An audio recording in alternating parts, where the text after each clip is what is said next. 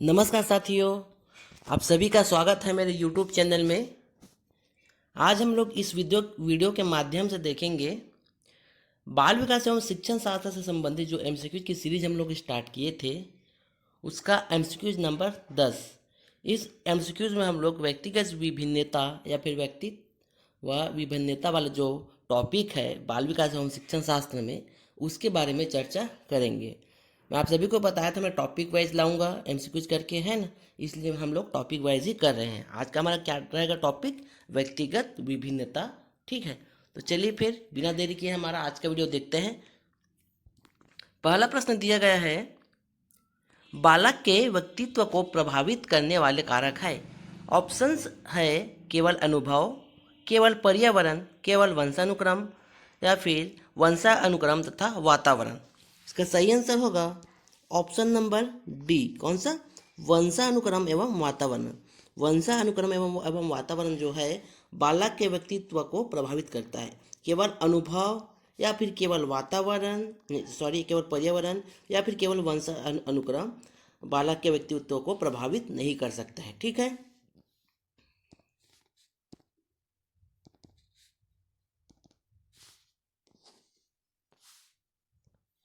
अगला प्रश्न देखते हैं। CAT व्यक्तिगत परीक्षण की कौन सी विधि है? ऑप्शन ए है व्यक्तिनिष्ठ, ऑप्शन बी है प्रक्षेपी, ऑप्शन सी है अप्रक्षेपी एंड ऑप्शन डी है अर्ध प्रक्षेपी। इसका सही आंसर देखें तो सही आंसर होगा ऑप्शन नंबर बी, प्रक्षेपी।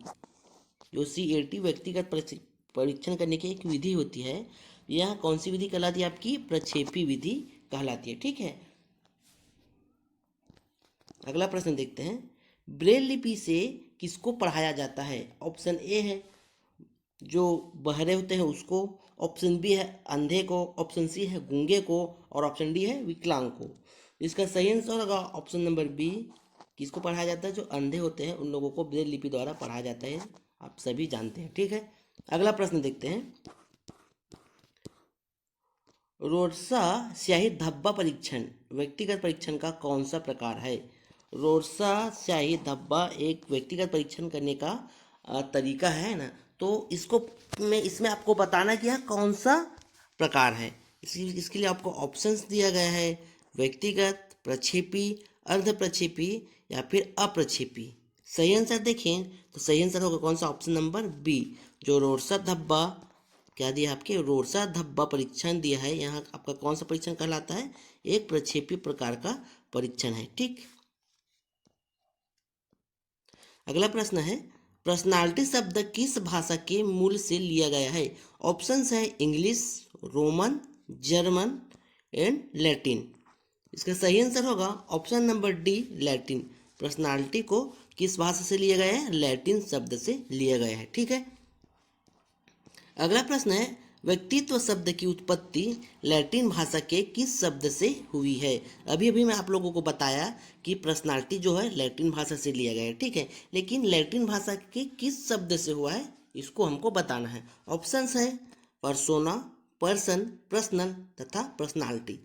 का सही आंसर देखिए तो सही आंसर होगा ऑप्शन नंबर ए, पर्सोना शब्द से लिया गया है पर्सनालिटी या फिर व्यक्तित्व को। और कौन से लैंग्वेज का? ये लैटिन लैंग्वेज का है। ठीक है, अगला प्रश्न है, अंतर्मुखी व्यक्तित्व की विशेषता है। ऑप्शंस है इसका मुख अंदर की ओर धंसा होता है, इनके मुंह की बनावट अन्य से भिन्न होती है, इनमें नेतृत्व के गुण पाए जाते हैं और ऑप्शन डी इनमें सामाजिकता के गुण कम पाए जाते हैं। अंतर्मुखी जो अलग एकांत में रहना पसंद करते हैं, ज़्यादा बोलते नहीं हैं, उसको बोलते हैं हम लोग क्या चीज़? अंतर्मुखी। ठीक, तो इसके लिए ऑप्शन में पहला क्या है? इसका मुख अंदर की ओर धंसा होता है, ये बिल्कुल नहीं होगा। इनके मुख की बनावट अन्य से भिन्न होती है, ये भी नहीं होगा। इनमें नेतृत्व करने के गुण पाए जाते हैं, जो कम बोलता है वो नेतृत्व कर नहीं सकते हैं। ठीक, तो सही आंसर कौन सा होगा आपका? ऑप्शन नंबर डी, इनमें सामाजिक गुण कम पाए जाते हैं। ज़्यादा बोलेंगे नहीं, एकांत में रहेंगे, है ना, तो समाज से ज़्यादा मेल जो नहीं होगा, ज़्यादा बातचीत नहीं होगा, है ना, तो उसमें सामाजिकता के गुण कहाँ से आएंगे? ठीक, तो सही आंसर क्या हो जाएगा कि इनमें सामाजिकता के गुण कम पाए जाते हैं। ठीक है, अगला प्रश्न देख लेते हैं अब। व्यक्तिगत मापन पर्सनालिटी मेजरमेंट की वस्तुनिष्ठ विधियों में से कौन सी विधि नहीं मानी जाती है? ऑप्शंस है अनुसूची, प्रश्नावली, साक्षात्कार या फिर रचनात्मक आकलन। सही आंसर देखिए तो सही आंसर होगा ऑप्शन नंबर डी, रचनात्मक आकलन। रचनात्मक आकलन को पर्सनालिटी परीक्षण की एक विधि नहीं मानी जाती है। ठीक, आपके कौन कौन सा देख, अनुसूची वाली विधि, प्रश्नावली विधि तथा साक्षात्कार विधि। कौन सा आपके साक्षात्कार विधि, ये तीनों जो है आपके पर्सनालिटी परीक्षण की एक विधि है। लेकिन जो रचनात्मक आकलन करके एक दिया आपके ऑप्शन बी में, ये आपके पर्सनालिटी टेस्टिंग का एक विधि नहीं कहलाता। ठीक, तो सही आंसर होगा ऑप्शन नंबर डी। अगला प्रश्न है, निम्न में से किस मनोवैज्ञानिक का कथन है कि संपूर्ण व्यक्तियों को उनके व्यक्तित्व के आधार पर दो में से एक श्रेणी अंतर्मुखी अथवा बहुमुखी में रख सकते हैं? ऑप्शंस है शेल्डन, यूंग, क्रेस्मर तथा मौली। सही आंसर देखें तो सही आंसर होगा ऑप्शन नंबर बी, कौन सा, यूंग। यूंग जो एक मनोवैज्ञानिक था, इन्होंने बताया कि व्यक्ति को हम उसके व्यक्तित्व के आधार पर दो में से एक श्रेणी में रख सकते हैं। इनमें से आपका पहला श्रेणी कहलाएगा अंतर्मुखी, जो बताया था भी। जो लोग ज़्यादा बोलते नहीं, थोड़ा एकांत में रहना पसंद करते हैं ये लोग। और बहिर्मुखी, जिसमें नेतृत्व करने का गुण होता है, समाज से ज़्यादा मेल जोल रखता है, थोड़ा थोड़ा बोलना पसंद करते हैं, भीड़ में रहना पसंद करते हैं। या आपको क्या होगा, आपका बहुमुखी, जो एकांत में रहना पसंद करते हैं, उसको हम बोल सकते हैं क्या चीज़, सामान्य भाषा में अंतर्मुखी। ठीक, तो सही आंसर क्या है आपका, यूंग। यूंग ने बताया था ये सब चीज। ठीक, अगला प्रश्न देखते हैं। निम्न में से प्रश्नावली व्यक्तित्व परीक्षण की कौन सी विधि है? ऑप्शन ए है प्रक्षेपी, ऑप्शन बी है अर्ध प्रक्षेपी, ऑप्शन सी है अप्रक्षेपी, एंड ऑप्शन डी है क्या चीज, व्यक्तिनिष्ठ। इसका सही आंसर देखेंगे तो इसका सही आंसर होगा व्यक्तिनिष्ठ। इसका सही आंसर कौन सा होगा आपका, ऑप्शन नंबर डी, व्यक्तिनिष्ठ। किसके लिए? निम्नलिखित में से क्या दिया है, निम्न में से प्रश्नावली व्यक्तित्व परीक्षण, क्या वो कौन सा, प्रश्नावली व्यक्तित्व परीक्षण। मैं आप लोगों को पिछले वाले एक क्वेश्चन में बताया था, प्रश्नावली, अनुसूची और साक्षात्कार क्या है आपके एक व्यक्तित्व परीक्षण का एक विधि होता है ना। तो इसी के अंतर्गत पूछा गया कि जो प्रश्नावली व्यक्तित्व परीक्षण का विधि होता है ना, वह कौन सा प्रकार का विधि है। इसमें आपके प्रक्षेपी दिया है, अर्ध प्रक्षेपी दिया है, अप्रक्षेपी दिया है, और क्या दिया था लास्ट में आपके व्यक्तिनिष्ठ।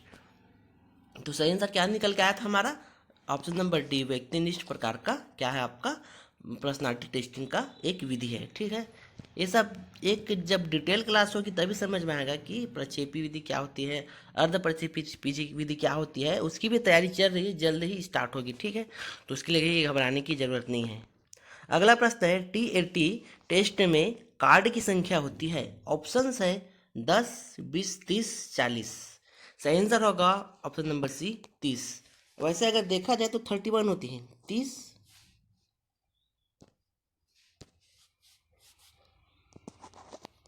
30 प्लस 1 करके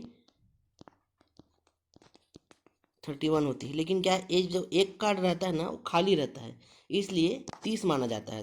तो अगर ऐसा प्रश्न आए तो आपको 30 लगाना है। ठीक है, अगर 30 नहीं दिया है, 31 दिया है, तो आप 31 भी लगा सकते हैं। ठीक, अगला प्रश्न है, एकांत में विश्वास रखने वाला व्यक्ति कहलाता है? मैं आप लोगों को बता ही था क्या कहलाता है, अंतर्मुखी। अगला प्रश्न है, व्यक्तित्व को अंतर्मुखी एवं बहिर्मुखी वर्गों में सबसे पहले वर्गीकरण किसने किया था? इसको भी देख लिए, तो इससे रिलेटेड प्रश्न किसने किया था, यूंग ने।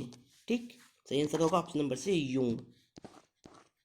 अगला प्रश्न है, छात्र के असामान्य व्यवहार के अध्ययन के लिए निम्नांकित में से किस प्रणाली का उपयोग सही है? ऑप्शन ए है अंतर्दर्शन प्रणाली, व्यक्ति इतिहास प्रणाली, समाज समिति प्रणाली, विकासात्मक प्रणाली। तो सही आंसर देखें तो सही आंसर होगा आपका ऑप्शन नंबर डी, विकासात्मक प्रणाली से हम छात्र के जो एक्स्ट्रा ऑर्डिनरी, जो क्या है आपके असामान्य व्यवहार है, को हम लोग क्या कर सकते हैं, जान सकते हैं। ठीक, असामान्य व्यवहार छात्र के किस विधि द्वारा, विकासात्मक प्रणाली द्वारा। ठीक, अगला प्रश्न है वांछित व्यक्तित्व होता है। ऑप्शन ए है अंतर्मुखी, ऑप्शन बी है संवेगी स्थिर, ऑप्शन सी है बहिर्मुखी, एंड ऑप्शन डी क्या है मन स्थापी। तो इसका सही आंसर देखें तो सही आंसर हो जाए क्या जी आपका संवेगी स्थिर। जो वांछित व्यक्तित्व रहते हैं वो लोग संवेगी स्थिर रहते हैं। ठीक। अगला प्रश्न है व्यक्तिगत विभिन्नता के कारण है। ऑप्शन ए है शारीरिक आधार, ऑप्शन बी है मानसिक आधार, ऑप्शन सी है व्यक्तित्व के गुण और ऑप्शन डी है उपरोक्त सभी। तो व्यक्तित्व विभिन्नता के शारीरिक आधार से भी कर सकते हैं, मानसिक आधार से भी करते हैं और व्यक्तित्व के गुण के आधार पर भी करते हैं। तो सही आंसर हो जाएगा क्या चीज ऑप्शन नंबर डी उपरोक्त सभी। ठीक है। अगला प्रश्न है व्यक्तिगत विभिन्नता को जानने की कौन सी विधि नहीं है। व्यक्तिगत विभिन्नता को जानने के लिए बहुत विधियां होती है जो हम लोग पिछले वाले प्रश्न में भी देख चुके हैं। तो इनमें से कौन सी विधि है जो व्यक्तिगत विभिन्नता को टेस्ट करने या फिर जानने की विधि नहीं है। ऑप्शन ए है बुद्धि परीक्षण, ऑप्शन बी है व्यक्ति इतिहास परीक्षण, ऑप्शन सी है व्यक्तिगत परीक्षण और ऑप्शन डी है अंतर्दर्शन विधि। अगर देखा जाए तो देखो बुद्धि परीक्षण तो हो सकता है, एक कॉमन सेंस लगा। व्यक्ति इतिहास भी हो सकता है, व्यक्तिगत तो बिल्कुल ही हो सकता है। तो कौन ही हो सकता आपके एक अंतर्दर्शन जो विधि है वहाँ आपके व्यक्तिगत विभिन्नता को मापने की विधि नहीं होती है। तो सही आंसर हो जाएगा कौन सा ऑप्शन नंबर डी। अगला प्रश्न है निम्नलिखित में से कौन सा व्यक्तिगत विभिन्नता का प्रकार है। ऑप्शन ए है रुचि, ऑप्शन बी है अधिगम, ऑप्शन सी है सामाजिक विकास में विभिन्नता और ऑप्शन डी है उपरोक्त सभी। तो व्यक्तिगत विभिन्नता के प्रकार में आपका रुचि भी शामिल है, अधिगम भी शामिल मतलब सीखने वाला, एंड ऑप्शन डी में सी में क्या दिया है सामाजिक विकास में विभिन्नता ये भी शामिल है और ऑप्शन डी क्या है उपरोक्त सभी। तो सही आंसर हो जाएगा आपका ऑप्शन नंबर डी उपरोक्त सभी। व्यक्तिगत विभिन्नता में आपकी रुचि शामिल है, अधिगम शामिल है, सामाजिक विकास में विभिन्नता तीनों शामिल है। ठीक।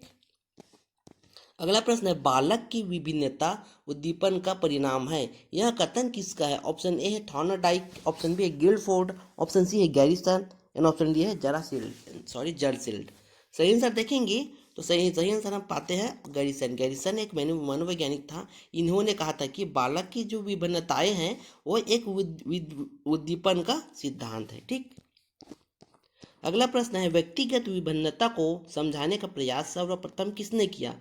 ऑप्शन ए है James Drever, option B Skinner, option C है टायलर एंड ऑप्शन डी है गाल्टन।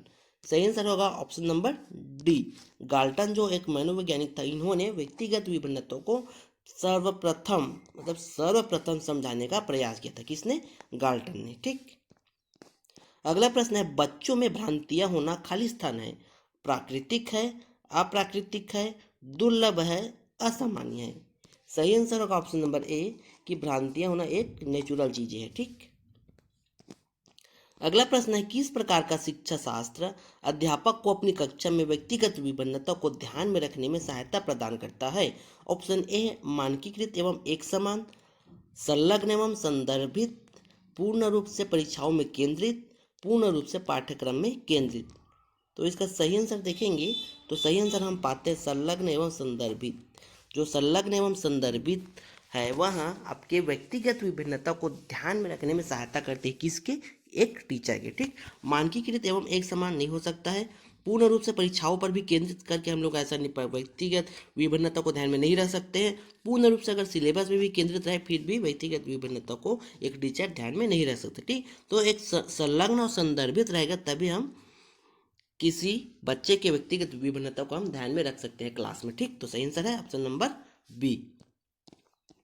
अगला प्रश्न है एक कक्षा में व्यक्तिगत विभिन्नता का क्षेत्र हो सकता है। ऑप्शन ए है रुचियों में, सीखने के, चरित्रों के, उपरोक्त सभी के। तो सही आंसर होगा ऑप्शन नंबर डी कौन सा उपरोक्त सभी के।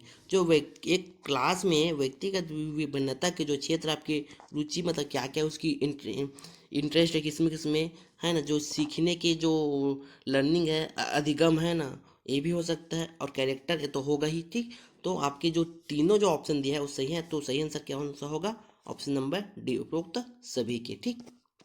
अगला प्रश्न है निम्न में से कौन व्यक्तिगत विभिन्नता के प्रकार नहीं है। ऑप्शन ए है व्यक्तिगत में, ऑप्शन बी है अभिव्यक्ति में, ऑप्शन सी है ऊंचाई में एंड ऑप्शन डी है उपलब्धि में।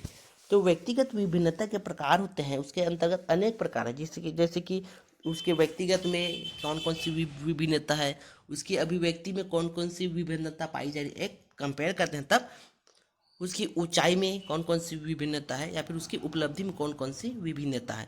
तो अगर हम इसका सही आंसर देखें तो सही आंसर पाएंगे क्या, ऊंचाई में। जो ऊंचाई में विभिन्नता को व्यक्तिगत विभिन्नता के अंतर्गत शामिल नहीं किया गया है। ठीक, तो सही आंसर हो जाएगा क्या चीज, ऊंचाई में।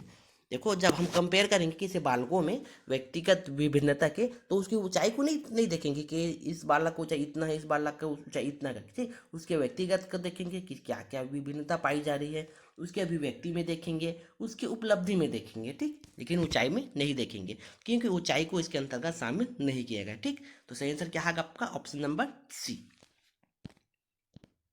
अगला प्रश्न है, जब एक व्यक्ति के रूप, रंग, रुचि, अभिरुचि में भिन्नता होती है तो यह क्या कहा जाता है। ऑप्शन है अधिगम अक्षमता, विकृत व्यक्तित्व, व्यक्तिगत विभिन्नता, इनमें से कोई नहीं। सही आंसर देखिए, अभी मैं बताया था क्या चीज, रूप, रंग मतलब शारीरिक, रुचि, अभिरुचि, तो ये सब किसके अंतर्गत आता था। आप लोग अगर पिछले प्रश्न अच्छे से देखे होंगे तो समझ में आ जाएगा किसके अंतर्गत आता है, व्यक्तिगत विभिन्नता। तो सही आंसर होगा ऑप्शन नंबर सी, व्यक्तिगत विभिन्नता। ठीक है, तो ये थे हमारे आज के इस टॉपिक का टोटल 25 क्वेश्चन। मुझे उम्मीद है वीडियो आप सभी को अच्छी लगी हो। अगर वीडियो अच्छी लगे तो चैनल को सब्सक्राइब करके जरूर जाना। ठीक है, मिलते हैं अगले वीडियो में, तब तक के लिए आप सभी को जय जोहार, जय छत्तीसगढ़।